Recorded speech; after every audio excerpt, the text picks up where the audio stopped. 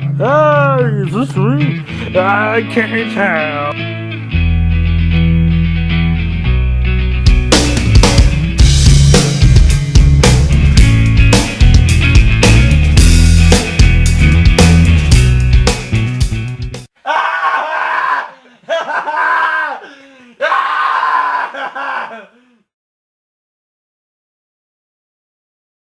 Alright, top 5 books that I've read. This is really hard because I've read a lot of books over the years. It's just trying to pick out the ones that stick out the most. But, number 5, I have Friday the 13th, The Jason Strain. And it's weird because this literally is like a book based off of, the character Jason Voorhees from Friday the 13th. And out of all of the books, because I think I've read 3 or 4 of them, there's Hate, Kill, Repeat, Church of the Divine Psychopath, Carnival of Maniacs, and then The Jason Strain. This one is kind of like if you've seen the movie Condemned, where they take a bunch of people from like maximum security prisons and put them on an island and they have to try to kill each other. But the extra hitch they put in this with I guess this season of the show is that they put Jason on the island, but somehow Jason gets infected with this virus where when he kills people they become maniacal zombies, and then when they get those people attack other people. So it's basically a giant like virus epidemic, and so it's a lot about these people trying to stop the virus and also stop Jason, which is the main focus of the entire book. And I mean, for a book based off of a slasher movie, it is a very good book.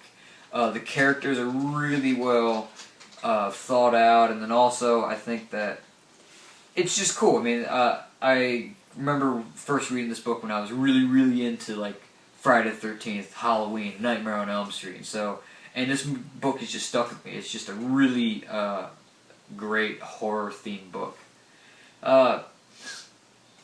Number 4, I have a series of unfortunate events. Kind of as a series, but if I had to pick my favorite book out of the series, I would say it's probably the Reptile Room, which is the second book in. The Reptile Room. This is the book where where they kind of discover how nefarious Count Olaf can be, because they move with somebody who's supposedly their uncle, and then Count Olaf shows up, and it's basically the entire premise of the book where he's trying to find a way to sneak off with them and the family fortune.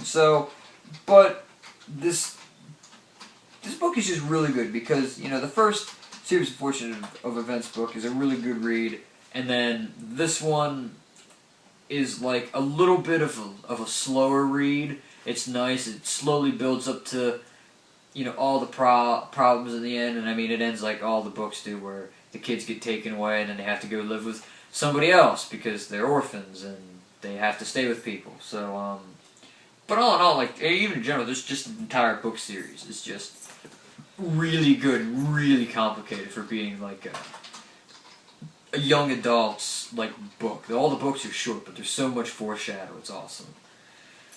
Number 3, I have Harry Potter and the Order of the Phoenix. The Harry Potter series is the first book series that I think I read in its entirety, that I read from start to finish. And at first I wasn't a big fan of them, and then it wasn't really until this book that I became a huge fan of the series. This is the Harry Potter book where everything comes together. All it's kind of like the midpoint of the series where everything before then had been building up to this, and then everything after this is directly building off of the events of this book. Like it's like the focal point of the book series, and it's just really good. I also think it's the longest book, and it has, I think, the most personal moments for some of the characters, besides maybe the 7th book, which obviously has some of, I think, the best those kind of moments. But you get the whole thing. The characters are 15, they're going through teen angst and rebellious streaks, and with with the ending of the 4th book and Voldemort coming back, it's just... J.K. Rowling wrote a great book. None of these books even, and none of the books on my list are perfect. They're not infallible, but this is a really, really good book. Number 2, I have Lord of the Rings: The Return of the King. This is my favorite book, mostly because, again, it's the... and I'm counting this as the...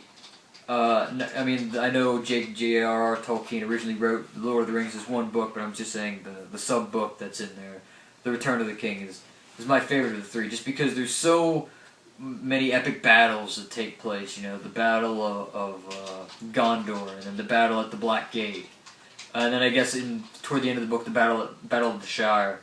Like, there's just so many big moments that happen in this book, and then something that this book does so much better than Peter Jackson's movie adaptation does is that there's so much exposition after the last battle that just is skipped out in the movie, and it's another good 150 pages of just extra story that happens, and it's really good, and it's a great, there's a reason why this is number 1 in a lot of people's books, because it's just a world that is fully realized within itself, and it's just a great universe.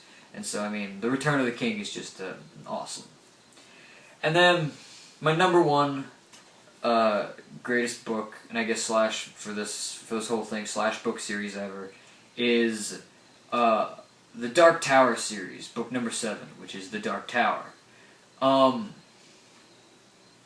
This again is a culmination of Roland, the gunslinger's story, to making it to the Dark Tower, for having to deal with everything from losing various people in his quartet, and building up from everything from was it the gunslinger, the drawing of the 3, the wolves of Valhalla, the Song of Susanna, all these great books. And this one just culminates everything, where it seems like there's and the reason more so than anything else that I love this book is that there appears to be a happy ending. And even the author, Stephen King, is, if you wish for this book to have a happy ending right before the last chapter, stop reading here. If you don't want to find out what Roland finds when he eventually makes it to the Dark Tower, stop reading here. And then, it comes to find out that, the entire book series is on a loop, where he enters through the final door of the tower, and he's back at the very beginning of book 1, and the book ends basically with, the man in black ran through the desert, and the gunslinger followed, which I think that's pretty close to the first line, which is, I think, the greatest first line to a book series ever. And it's just that mind fuck at the end just makes this book amazing for all the build up and then just that. So that's why The Dark Tower, number 7, is my favorite book ever. So, yeah. So that's my top 5 favorite books ever. Hey, what's up? Luke here with my top 5 books. Alongside with Keith and Sam. Starting off at number 5, I have a book that came out in, I think, 2011 by the name of Ready Player One. I forget who the author is, but I know it was their first book. It was actually a very good book. If you like sci-fi, nerdy things, had a lot of throwbacks to the 80s, in terms of 80s trivia and things like that. Very interesting book. Takes place in, I think, the year 2044.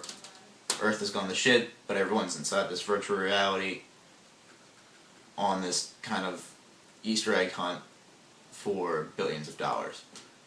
So, if you're interested in that, check it out. Number 4, I have The Desert Spear. It's the second book in a series I've been reading recently called The Demon Cycle by Peter V. Brett.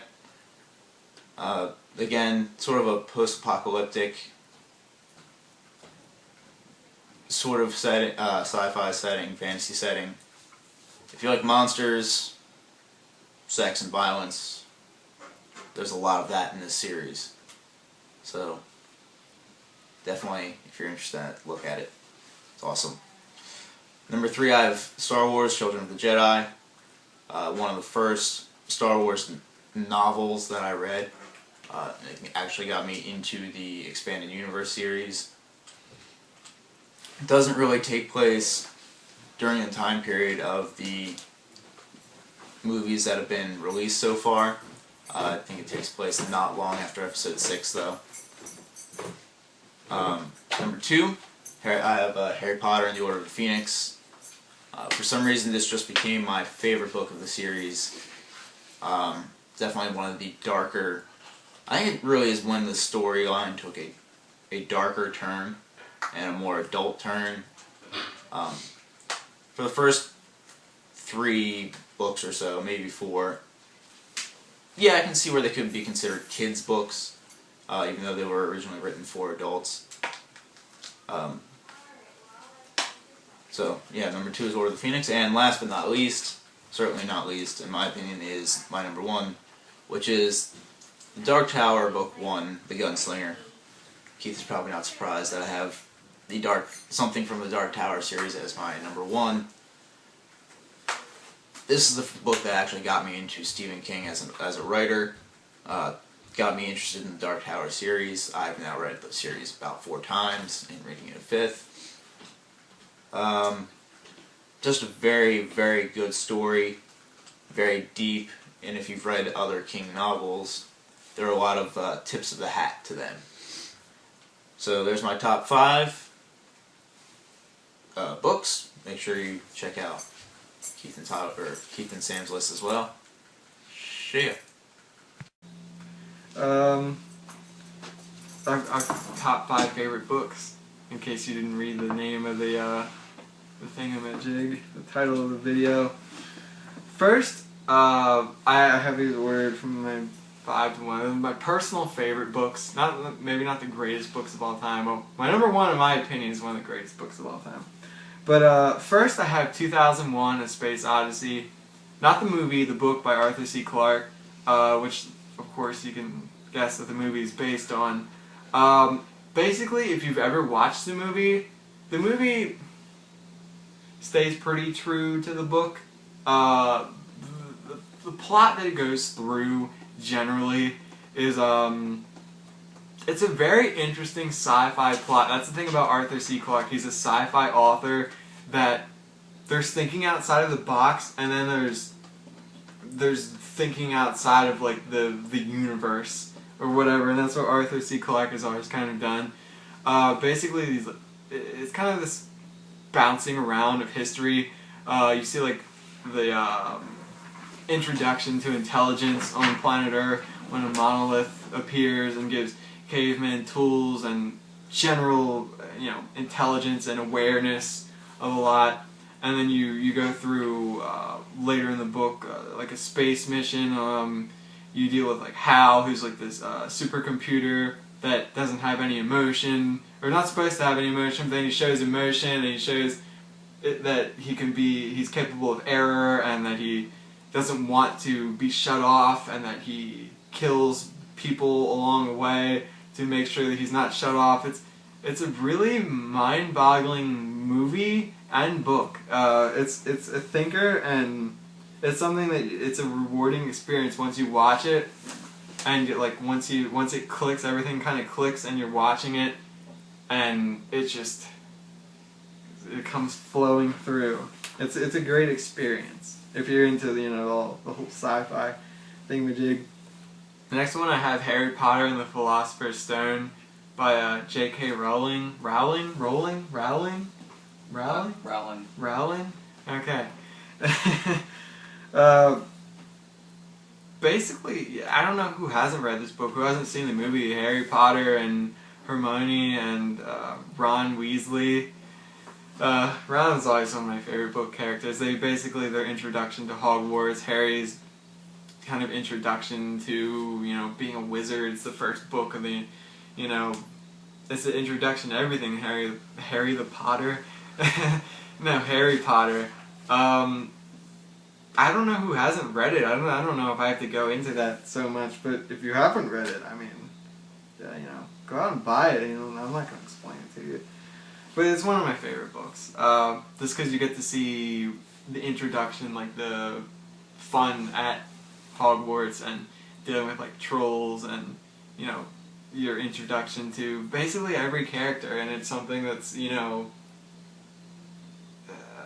I don't know, it sounds kind of stupid to say, but it's like the only first time that you get to meet everyone. Like every other book, like you know everything, and you know it furthers in the plot, but this is just like an introduction to the whole thing, and like you can't go, it's like you can only go through and be introduced to something for the first time. You can only do that once, and that's what's kind of special about this book, and just seeing a bit of the evolution and like the bravery of the characters coming through, and diving into the whole world of Hogwarts and wizardry. Next, I have a book that I'm not sure if people may remember. It's one of my childhood favorites, The Doomstone by Paul Zindel. A lot of people know him for The Pigman, or a couple other, like, I don't know, like maybe grade 5, middle school horror child books. Like there's one Locke, and there's one Wreath of Death.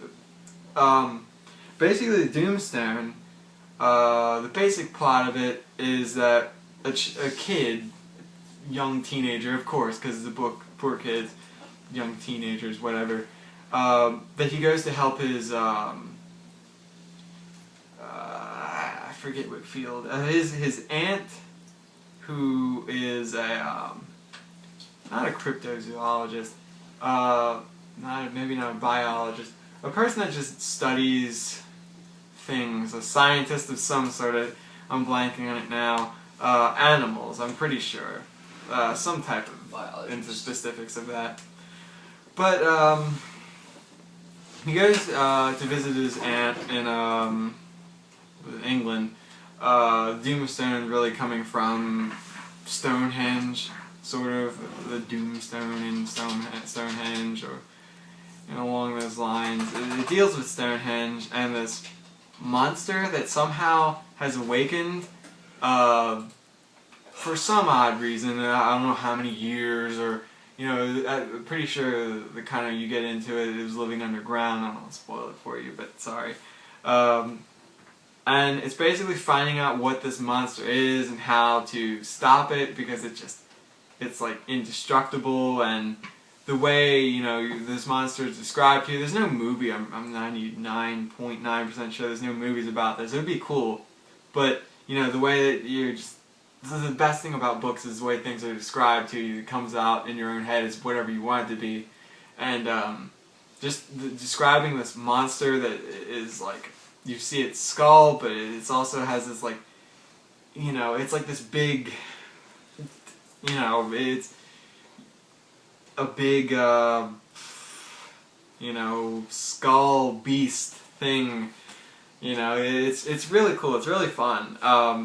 It's not like the most in-depth book ever. It's over pretty quickly in ways, but it's something nice. I used to like to read a lot.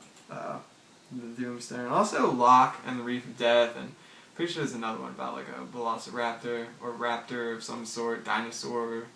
Pretty sure it's some type of raptor. There's a couple other books like that, so maybe check them out. But I feel like a lot of people have heard of The Pigman. My second favorite book of all time is Contact by Carl Sagan. A lot of people have seen the movie. Quite a few people have probably seen the movie. It's starring Jodie Foster. It's a sci-fi book, fictitious plot, orchestrated by Carl Sagan.